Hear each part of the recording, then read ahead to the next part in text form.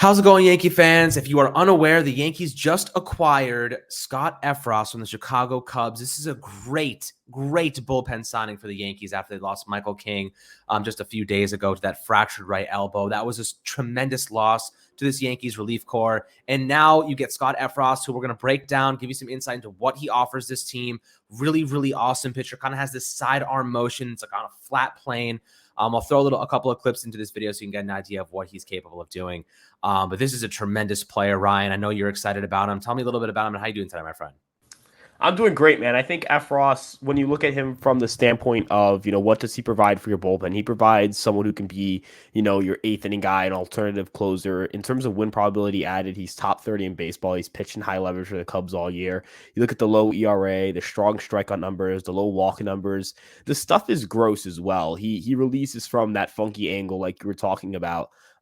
His slider is a super sweeper. Like, that is a pitch that gets ridiculous horizontal movement. His sinker gets ridiculous horizontal movement. His changeup gets ridiculous horizontal movement. He has 3 really plus pitches in that slider, sinker, changeup. And he's been devastating all year. He gets a decent amount of ground balls. He doesn't get barreled, a 3.4% barrel rate. He doesn't give up home runs. He has a 0.41 home run per 9 rate. And in Chicago, that's a pretty home run friendly ballpark there. A lot of guys in that ballpark have struggled to keep the ball in the ballpark, and he's excelled at it. That high strikeout rate, the low walk numbers, he is remarkable. And it really speaks to the Yankees farm depth that they're able to trade a guy like Hayden Wesneski, who is probably going to be probably the best maybe pitching prospect the Cubs have, like, to that level. And he wouldn't be considered the Yankees' best pitching prospect. I think that strongly goes to Waldichuk, and the Yankees are going to get a guy in Effross who's here for the rest of this season and throughout 2028. So that's 5.5 years of control. Unreal. Yeah, this is a guy who's still considered a rookie. And he's been remarkable again, as I said, for the Cubs. Wesneski is a good arm. I think he's a solid prospect, but am I going to sit here and cry over losing Hayden Wesneski for a guy who's got 5.5 years of control and is a top 20 to 30 reliever in baseball? Not really. I'm not going to cry over that. The Yankees added him with Holmes and Peralta, Marinaccio. Licky's looked better as of late. They've got guys now. They've legitimately got, that alternative option to Clay Holmes to close. And we know Holmes has struggled lately. You feel a little better about your bullpen. And now you feel like you have a really strong, tight-knit bullpen and your replacement for Michael King now that, you've lost Michael King for the season. As you said, you're going to put up clips to, kind of show his slider and sinker, but it's just great to look at. Visually, it's very visually appealing. The results are there. Stuff metrics love him. He's just a phenomenal pitcher, and I couldn't be happy with his acquisition. Yeah, I know. Statistically, tremendous addition to this Yankee bullpen. 2.66 ERA with a 2.95 xFIP over 44 innings. So Michael King had 51 innings of action up to this point. And Effross is right behind him. 10.23 strikeouts per 9, 63% left on base rate, about a 46% ground ball rate with a 5% home run to fly ball ratio. He does not give up a lot of home runs, 0.41 home runs per 9. So this is a guy who keeps the ball on the ground. He keeps weak contact, and he has a pretty interesting variation of pitch sequence. So he really relies on that slider sinker kind of mesh, which are just dangerous. Like you look at that sinker, it trails so hard, and the slider sweeps so beautifully across the plate.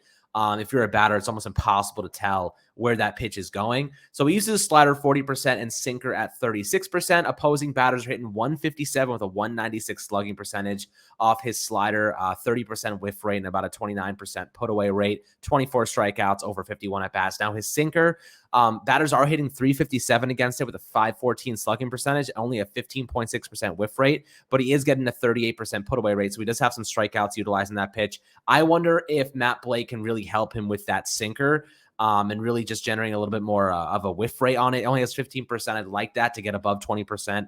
At the very least, I think he's more than capable of doing it. But that slider, man, 40 inches of vertical drop, 12.7 inches of vertical break, and then the changeup, 49 inches of drop, and the sinker is 37 inches of drop. All of his pitches are above average when it comes to break percentage versus the average pitcher. So this is a guy who has an unbelievable amount of movement on his pitches. His slider is absolutely lethal. His sinker, if he can improve it, this guy is going to be extremely dangerous for a very long time, right? Wesneski giving him up for this guy, that was a great deal, right? Like you said, they have team control over him until 2028. We're talking about a guy, even when Michael King comes back next year, guy is going to be a focal point, an absolute focal point for this bullpen. And we have a lot of good arms in this. You still got Clark Schmidt, you still got Wandy, you still got Clay Holmes for a couple years, at the very least. And then you have, of course, Ron Marinaccio, who's a rookie. Like, this is a very young, very talented bullpen. I could not be happier with this acquisition. Wisniewski has no MLB experience. We are getting a guy that has legitimate MLB experience, and at this point, I'd say he's a proven good relief pitcher, with so much more upside, especially if he can improve that sinker, which Matt Blake is known for doing. So, what are your thoughts on that? Do you think he can get even better than he is now? Do you think that sinker could be improved? And if it does, how much better do you think Effross could even be? So yeah, to kind of speak on the sinker, it doesn't get hit pretty hard and it gives up a lot of ground balls. -1 degree launch angle and 88.8 mile per hour exit velocity against. It has a 311 expected weighted on base average. Now, weighted on base average is scaled like on base percentage, and expected weighted on base average takes into account how often you walk, strike out, and your quality of contact, how hard you're hitting the ball, things like that. Is it a perfect metric? Not really. It has its own flaws, don't get me wrong, but is it a decent primer to look at how well you're doing or how well a certain pitch is doing in terms of quality of contact? Yeah. And it's at a 311, but his weighted on base average is 389, excuse me. So there's some regression potentially to the mean in a good way, right? So potentially that number going down. You look at the Cubs infield defense, they're at a -11 defensive runs, -12, excuse me, defensive runs outs above average as a team. That's a 26th best mark, while the Yankees at 11 outs above average are the 7th best team in baseball in terms of their infield defense. So perhaps getting some of those ground balls and them turning into double plays or them being converted into outs instead of base hits could help Effross a lot going down the stretch here, especially on that sinker. As you mentioned, it's not a pitch that's going to get a lot of whiffs. Sinkers don't typically get a ton of whiffs. He gets a lot of called strikes on them, which is great. But you would like to see some of those ground balls get turned into outs more often. And the Yankees have, kind of built their bullpen on the philosophy of getting ground balls and getting outs from them, and they've succeeded doing so. So, you look at Effross, his slider is obviously his best pitch. It's a remarkable pitch, of course. It gets a ton of strikeouts, and I love strikeouts for pitchers. You can't do anything. You don't have to defend a strikeout, right? Unless, it's a drop third strike, but typically you don't have to defend one. But as I've mentioned, with the Cubs defense and the Yankees defense, it's night and day.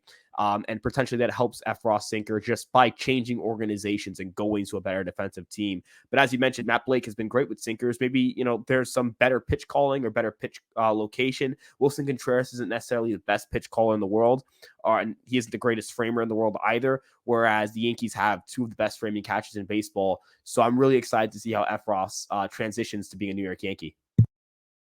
Yeah, one thing I really like about Effross that really matches up with the Yankees like to do with their pitching rotations, he throws a lot of first pitch strikes. He's extremely aggressive, 66% first pitch strike thrower, which is pretty great, 76% last year over a much smaller sample size.